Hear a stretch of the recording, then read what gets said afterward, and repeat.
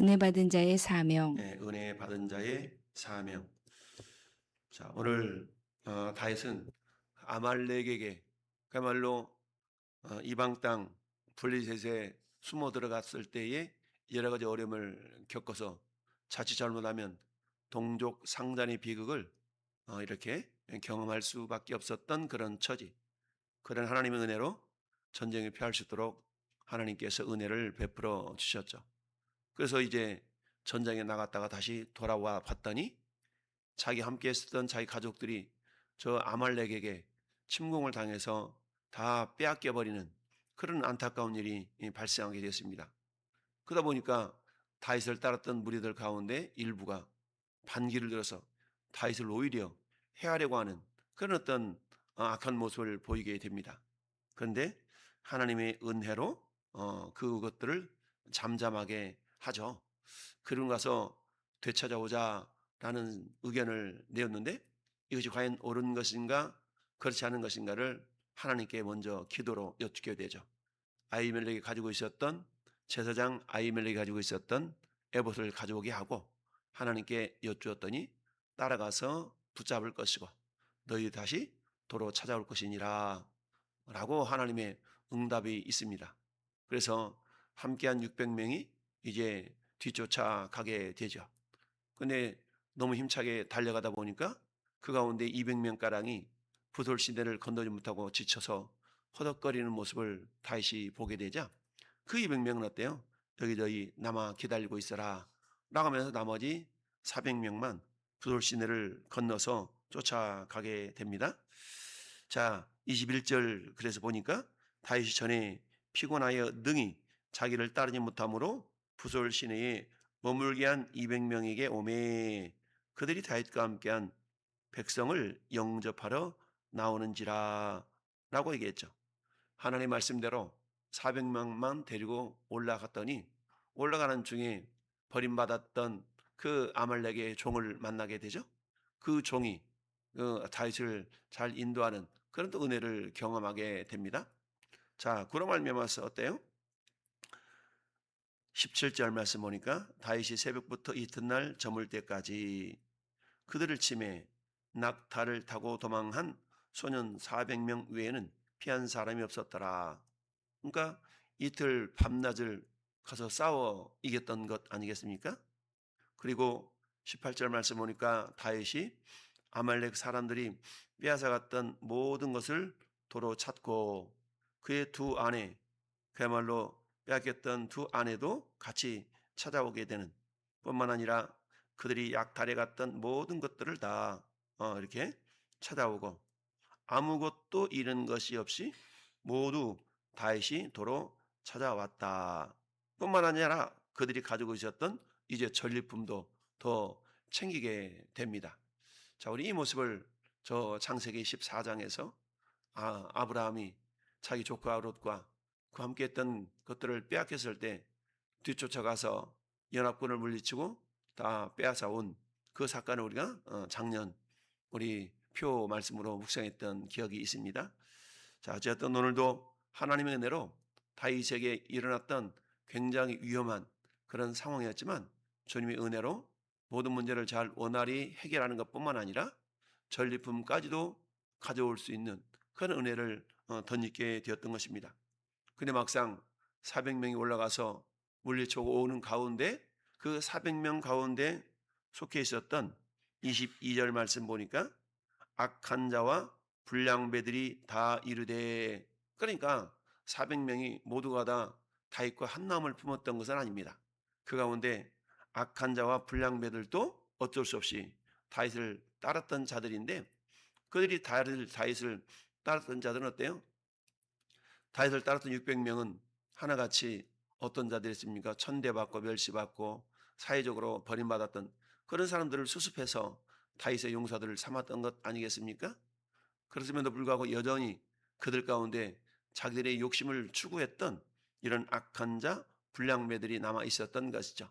그러니까 이들이 분위기를 흐트러뜨리려고 하는 그런 모습들이 있었는데 그러면서 뭐라고 합니까?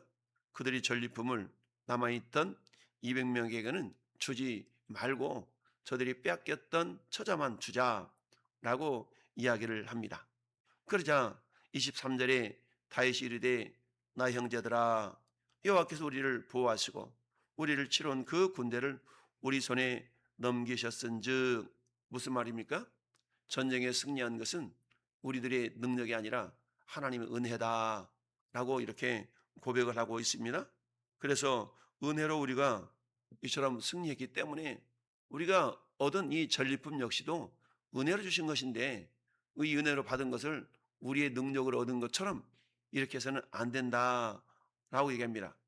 훌륭 우리와 함께 출발했던 200명이 도중에 힘에 겨워서 가지 못했다고 해서 저들을 도외시키는 것은 맞지 않는 것이다 라고 하면서 전리품을 함께 나누게 됩니다. 이것이 뭐예요? 율례와 규례로 이스라엘의 율례와 규례 즉 전통이 되게 했다는 얘기입니다. 이처럼 은혜 받은 자의 어떤 그런 모습들, 그래서 은혜 받은 자의 사명이 뭔가? 첫 번째는 따라합시다. 받은 은혜를 함께 나누는 자입니다. 그렇죠? 은혜라는 건요, 나만 가지고 있으면 그저 사라져 버리지만 은혜는 흘려보내면 흘려보낼수록 더욱더 커지게 되어져 있습니다. 자, 우리가 잘 아는 것처럼 에베소서 2장 8절 9절에 너희는 그 은혜를 인하여 믿음으로 말미암아 구원을 받았으니 이것이 너희에게서 난 것이 아니요 하나님의 선물이라 행위에서 난 것이 아닌 이는 아무도 뭐하지 못하도록 자랑하지 못하게 하려 함이라. 우리의 힘으로 우리 능력으로 이렇게 해서 라고 자랑하지 못하도록 하게 해서 하나님의 구원이라는 것을 은혜로 주셨다는 얘기입니다. 마찬가지로 오늘 다시 거머쥐었던 이 승리는 자기들의 능력이 아니라 전적인 하나님의 은혜였던 것을 다시 함께한 사람들에게 이야기해 주고 있는 것이죠. 그렇습니다. 그야말로 그들의 공로가 아니라 하나님의 은혜였기 때문에 나누는 것은 당연하다라고 이야기를 하고 있습니다. 그렇습니다. 하나님 나라의 원리는 그야말로 복음의 정신인데요. 그 복음은 뭡니까? 은혜라는 것이죠. 우리는 모두가 다 십자가 아래서 아무 공로 없이 주님의 은혜로 구원받은 사람들입니다. 따라서 예수님께서 우리에게 은혜를 나누어 주셨던 것처럼 우리들도 우리에게 주신 모든 것들은 주님의 은혜다라는 인식을 기억하면서 그 은혜를 나누는 삶을 살아가야 될 줄로 믿습니다. 마태복음 20장 13절로 15절 말씀 보면 포도원 품꾼의 이야기가 나옵니다. 이른 아침에 온 사람에게 한 데나리온의 약속을 품고 일을 시킵니다. 9시에 12시에 오후 3시에 마지막 마감 전 1시간 전에 온 그런 품꾼들에게도 동일한 한 데나리온의 삭스를 주게 되죠. 이 모습을 봤던 먼저 온 사람들이 나중 온 사람들로부터 먼저 품삯을 한 데나리온씩 챙겨주는 모습을 보면서 먼저 온 사람들이 야 우린 좀 더 줄래나? 라는 그런 기대감이 있었지만 그들도 한 데나리온씩 주는 모습을 보면서 오히려 불평을 하게 되죠. 그러자 주인이 이런 이야기를 합니다. 내 것을 가지고 내 뜻대로 할 것이 아니냐라고 얘기합니다. 즉 은혜라는 것은 베푸는 자의 주권, 그야 은혜를 베푸는 주권자의 그런 의지다라는 겁니다. 그러니까 사람의 공로대로 계산하지 아니하고 주권자의 뜻대로 계산하게 되어 있다라는 얘기죠. 그러니까 이 포도원 품꾼의 비유에 있어서도 먼저 온 자들에게 분명 한 데나리온씩 약속했고 그 약속을 어긴 것이 아니죠. 나중 온 사람들에 대해서도 어떻게 하는 것은 그 주인의 뜻이었다라는 얘기인데 그런데 나중 온 자들에게도 한 데나리온 품꾼을 주니까 품삯을 주니까 오히려 원망하고 불평했다. 그것은 뭐예요? 일할 수 있는 기회를 가져서 자기들이 품삯을 받은 거에 대한 은혜를 망각한 채 왜 저 사람은 이렇게 하는 것이죠. 그러다 보니까 하나님의 은혜를 받은 우리들도 역시 마찬가지. 먼저 내가 받은 은혜가 무엇인가를 먼저 생각하고 그 은혜를 유통시킬 수 있는 그런 믿음의 사람들이 되어져야 된다라는 얘기입니다. 여러분, 미국 시카고에 무디 교회라는 교회가 있습니다. 이 무디 교회에서 19세기 말에 가난했던 한 학생이 학비가 없어서 그야말로 학업을 그만두려고 하는 그런 일들이 있었습니다. 이때 그 교회 성도들이 십시일반으로 그야말로 학비를 마련해 주어서 학업을 중단하려고 했던 그 학생이 학업을 계속할 수 있는 그런 은혜를 경험했던 적이 있습니다. 훗날 그 청년은 사회적으로 성공을 해서 그야말로 그 무디교회에 장학재단을 설립하는 그런 은혜를 베푸는 자로 남게 돼 있었던 것이죠. 만약에 그 젊은이가 학비가 없어서 공부할 기회를 놓쳐버렸는데 나 몰라라 했다라면 이런 일들이 없었을 터인데, 무디 장학재단이라는 것을 만들어서 훗날에 많은 후세들에게 그야말로 공부할 기회를 마련해주는 그런 기틀은 어때요? 무대교회 성도들의 십시일반의 은혜의 나눔이 있었기 때문에 가능했다라는 사실입니다. 따라서 은혜라는 것은 멈추는 순간 사라져버리고 흘러갈 때에 살아난다라고 고백했다는 사실입니다. 두 번째는 따릅시다. 은혜 받은 사람은 하나님의 공동체를 세우는 사람입니다. 그렇습니다. 은혜 받은 사람은 하나님의 공동체를 세우는 사람. 쉽게 말하면 은혜 받은 사람은 교회 공동체를 세워나가는 사람이다. 교회 공동체를 허무는 자가 아니라 교회 공동체를 세워나가는 사람이다 라고 말합니다. 여러분, 공동체를 허물어지는 것은, 공동체가 허물어지는 것은 커다란 압박이나 커다란 압력에 의해서 허물어진 것이 아닙니다. 여러분, 아가서 성경을 보면 아가서에 그런 고백이 나옵니다. 포도원을 허는 작은 여우를 물리쳐라 잡아라 라는 말이 있습니다. 포도원이 헐어지는 것은 큰 짐승이 와서 헐어지는 것이 아니라 작은 여우가 굴을 파고 울타리를 허물기 때문에 포도원이 황폐해질 수 있다는 얘기죠. 교회라는 공동체도 역시 마찬가지입니다. 문제는 작은 것으로부터 발생할 수가 있습니다. 작은 여우, 포도원을 허무는 작은 여우를 잡을 수 있어야 된다라고 말하는 것은 결국 은혜를 잃어버린 한 사람에 의해서, 소수에 의해서 교회 공동체가 무너질 수도 있고, 은혜 받은 한 사람에 의해서 공동체가 세워질 수도 있다는 사실을 우리가 기억할 수 있어야 됩니다. 따라서 제대로 된 은혜를 받은 사람인가 그렇지 않은 사람인가의 특징은 뭐냐? 그 은혜 받은 사람은 어찌하든지 하나님의 공동체, 즉 교회 공동체를 세워나가려고 하는 사람이다라는 얘기입니다. 여러분, 내가 가지고 있는 모든 것은 하나님 주신 은혜다라고 우리가 어제도 묵상해 보았습니다. 여러분, 그 은혜는 어때요? 내 힘과 내 능력이 아니라 주신 이에 의해서 그 은혜가 우리에게 주어져 있는 것 아니겠습니까? 그렇기 때문에 은혜라는 것은 흘러갈 때에 풍성해지고 더욱더 살아남을 수 있다는 사실을 우리가 기억할 수 있어야 됩니다. 그 은혜를 한마디로 말하면 받은 사람은 공동체를 세우는 사람이다 라는 사실이죠. 고린도전서 12장 26절 말씀에도 한 지체가 영광을 받으면 모든 지체가 함께 즐거워하느니라 라고 공동체의 유익됨을 이야기하고 있습니다. 그렇습니다. 하나님은 공동체가 함께 세워지기를 원합니다. 교회 공동체 가운데 어떤 한 사람, 소수의 사람만이 믿음 생활을 잘 한다는 것은 하나님 보실 때 바람직한 것이 아니죠. 여러분, 한 사람 한 사람이, 성경은 그렇게 말씀합니다. 히브리서 10장 24절 25절에 서로 돌아보아 사랑과 선행을 격려하며 서로 돌아볼 수 있어야 됩니다. 그래서 작은 선한 일에 대해서 서로 격려해주고 서로 위로해주고 서로 감사할 때에 그 공동체, 즉 교회 공동체는 더욱더 든든하게 세워질 줄로 믿습니다. 그렇습니다. 우리 왕성교도 역시 마찬가지, 여러분의 작은 관심과 사랑과 섬김 하나하나가 모여져서 든든한 공동체로 세워져 나가게 될 줄로 믿습니다. 이처럼 은혜 받은 자는 한마디로 말하면 교회를 세우는 사람이 되어져야 된다는 얘기죠. 작은 여우처럼 포도를 허무는 그런 어리석은 자가 되지 않고, 그야말로 사도행전 2장 44절 47절에도 그야말로 초대교회 교회 공동체를 세우기 위해서 헌신했던 그 성도들의 헌신을 기록하고 있지요.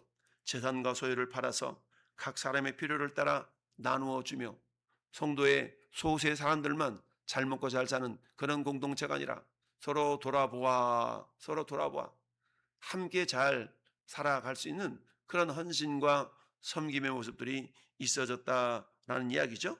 그렇습니다. 초대교회는 이처럼 은혜를 공동체 안에서 함께 나누는 아름다운 모습이 있었던 것을 보게 됩니다.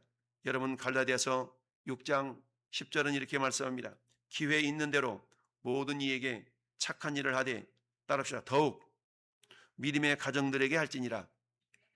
그렇습니다. 우리는 가능한 모든 사람들의 선을 베풀어야 됩니다.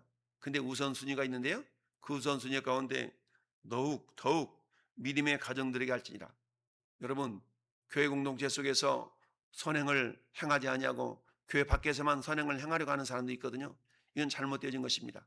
먼저는 교회 공동체 안에서 믿음의 형제들에게 먼저 선을 행하고 그 선이 세상으로 흘러갈 수 있도록 해야 되는데, 교회 공동체 속에서 선행을 행하지 않아 근데 사회 봉사한 채만 쫓아다니면서 봉사하는 그런 사람들이 있거든요.